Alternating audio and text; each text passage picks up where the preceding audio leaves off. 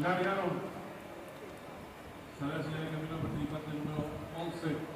Dominante que tiene esta caso el número legionario, ganando una por dentro del número 2, Mac Lucy. En la cuarta ubicación se desempeña el 5 Poderoso, más abierto va a ser 10 Berlín. Los competidores van a comenzar a enfrentar el juego a su comando bloque número 5 Poderoso.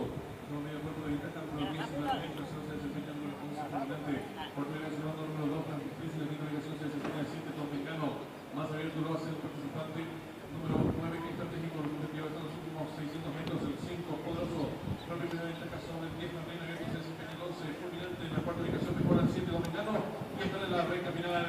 Últimos 400 metros, finales el número 5 Poderoso, tiene ventaja ahora sobre el número 11 Fulminante.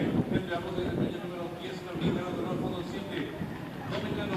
Después de los últimos 300 metros finales, sigue el 5 Poderoso, tiene ventaja ahora sobre el número 11 Fulminante. Ganando el fondo el 7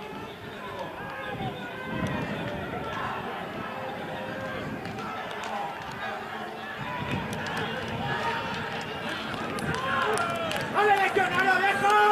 ¡Legionario viejo! ¡Ah!